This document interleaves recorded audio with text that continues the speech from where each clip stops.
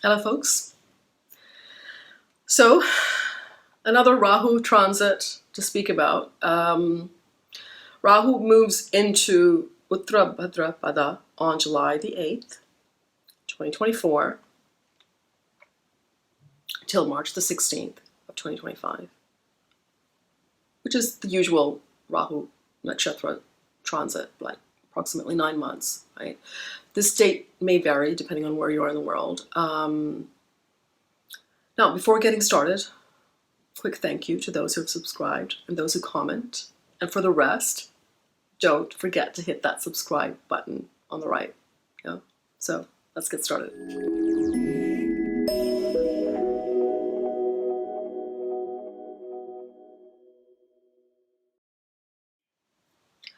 Okay, so first I want to speak about UttaraBhadraPada, and then we get into Rahu's transit. I've spoken about the impact on all of the signs because I did a Rahu in Pisces video, so I'm going to link that at the end here. Now, unlike Revati, UttaraBhadraPada nakshatra is not a gentle nakshatra.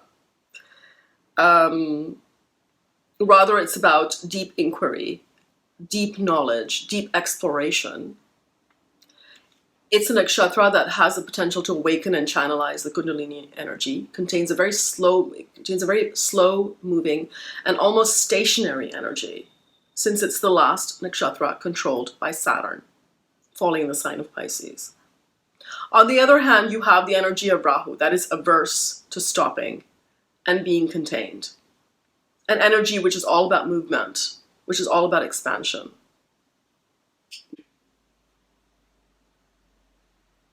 Whereas the energy of UttaraBhadra is about looking within, diving deeper, finding stability.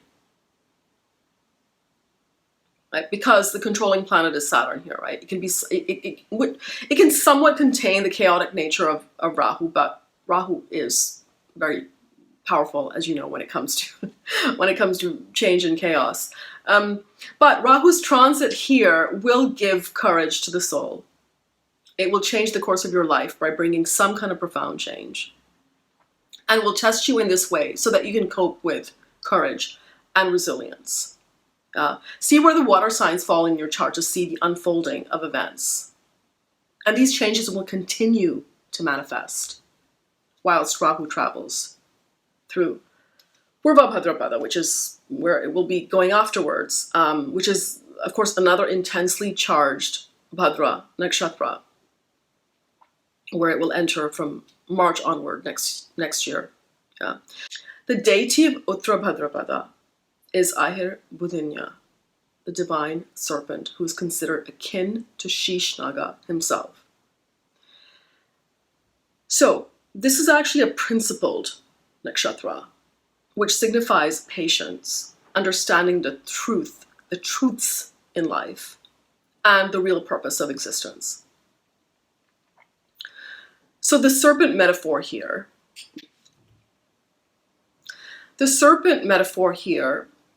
is basically about the serpent who serves Vishnu by becoming his abode, by becoming his bed. So essentially it's Vaishnava energy. Right? In this story, Ahir Budyana was rejected by his mother.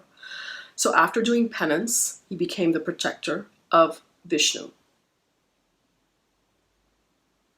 During this transit, you can experience tremendous struggle before achieving success. The wisdom here is that whatever we believe is ours will be taken away from us. Yeah. Rahu moving here can give a thirst for spiritual knowledge. It can make you secretive. It will certainly give an interest in occult sciences and a good aptitude for research and inquiry. You may have like a natural inclination towards learning tantra, meditation, healing practices, yoga at this time. This nakshatra is symbolized by the back legs of a funeral cot, representing the aftermath of a significant end or an ending, right? Compared to Purvabhadra, which is the front legs of a funeral cot, representing the death, the end of something. So the end of a life chapter itself. So here, with Rahu moving here, you could see it coming. You could see that chapter coming to an end. So here is the opportunity, whilst Saturn is also in UttaraBhadraPada, right, in Aquarius, which is a very dignified transit for Saturn. So here's the opportunity to prepare for an ending, a life chapter ending. These 8-9 months, whatever it is.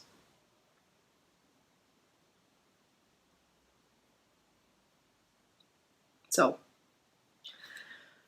the thing that I've always noticed about Rahu, its transit, its dasha, is that you can foretell what is coming. If you've been through Rahu, 18 years of Rahu Mahadasha, you will understand what I'm talking about.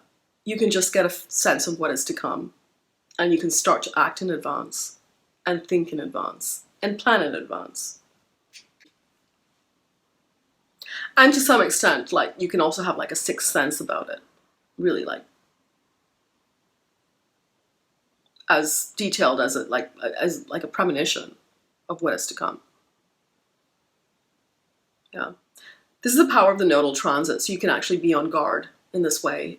This nakshatra also signifies a state of deep sleep, when one delves into the depths of their psyche. Hence, it is associated with past life experiences, making it actually a good time for sort of like a therapy of sorts, right? If you consider that.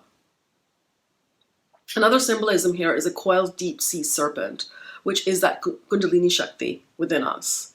Kundalini energy can awaken supernatural powers and enlightenment by activating all 7 chakras of the human body. This nakshatra symbolizes Varshodhyaman Shakti, which refers to the power of bringing rain. Varsh is basically rain. Rain here not only signifies water from the sky, but also abundance in various aspects of life.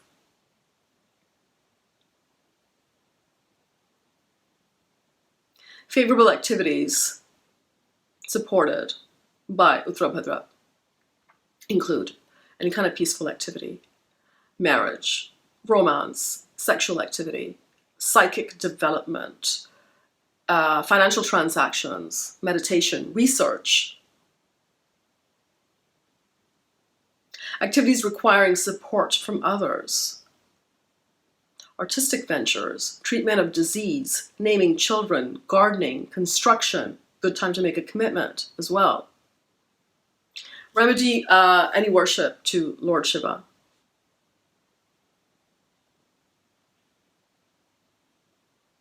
Chanting the Mahamrityunjaya mantra, or even listening to it, practicing yoga and donating regularly are all very effective remedies. So let's take a deeper dive into Rahu's transit here. I'm going to just break down the pada, and that's how I'm going to analyze it. The beginning of the transit, of course, from July 8th till September 9th, Rahu is in pada 4. This is an intense phase. Here, Rahu is going to be in Scorpio Navamsha. You don't want to live on the surface of life. You're willing to see the dark side. You can learn about hidden truths, secrets. It's a good time to research and study matters in depth now. For some, it can be a confusing time, however. Some truths will come to the light at this time. It's a time to dwell into healing, yoga, meditation, studying any kind of ancient scriptures. Rahu moves through the 3rd pada of UttaraBhadra in the Libra Navamsha from September 10th till November 11th.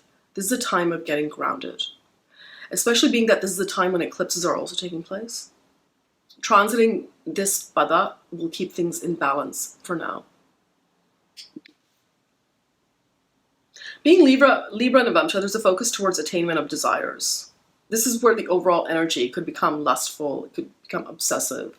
It will help you accomplish your goals, however, and new paths could open up now in relationships as well at this time.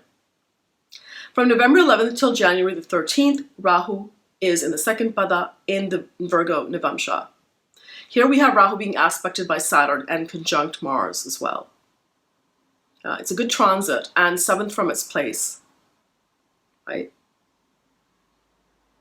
Because it's in Pisces and then it goes into Virgo in the D9. It could be somewhat challenging in relationship. Good time to focus towards wealth attainment, however. Good time to take heed of your career and your work responsibilities. You can be organized at this time, goal-driven, disciplined, work hard to get results. It's a good time to think about your life path and goals and see where you are making progress. It's not,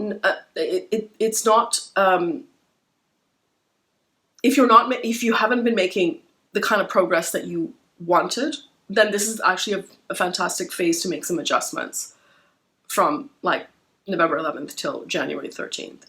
Yeah. So finally, Rahu moves in the first pada, which is the Leo Navamsha, from January the 13th till March the 16th. Of course, Leo is governed by the sun. So it's a great pada. This transit is great for education, travel, going abroad. If you wanted to study a new subject, it's excellent for that as well. It's a goal-orientated pada. It's also good for any creative activities like singing, music, arts, dance, all of those things. Yeah. So let's talk about Rahu. Rahu represents pending karma. So wherever Rahu is transiting, past life themes can come up. Pending karma that tends to manifest in challenging, unpredictable ways. Pending desire, unfulfilled desire that the soul has very etched memory of. These desires can sometimes manifest as an obsession, or they can manifest as gripping fears also, right? So check the lordship of Rahu for your lagna. For example, your Aquarius lagna.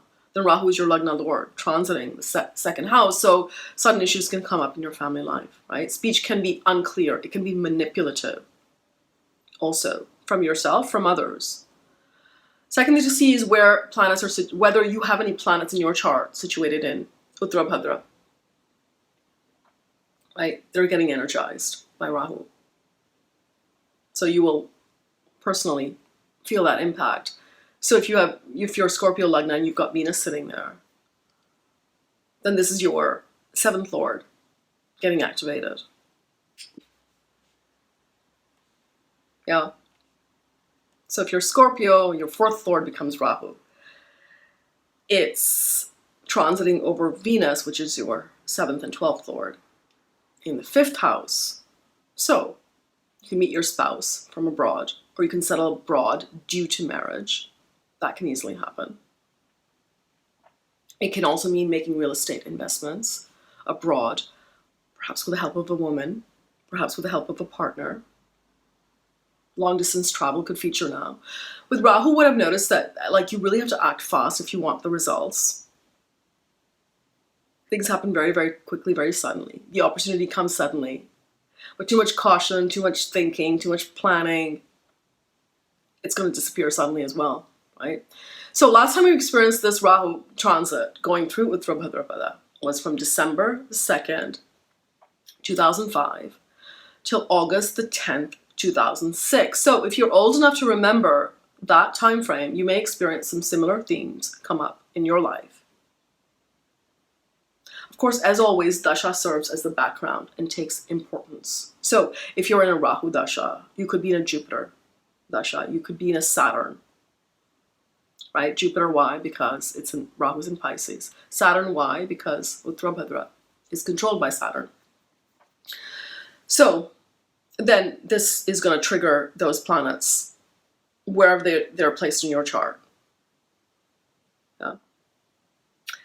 As usual, feel free to leave your comments and do remember to like, share, and subscribe.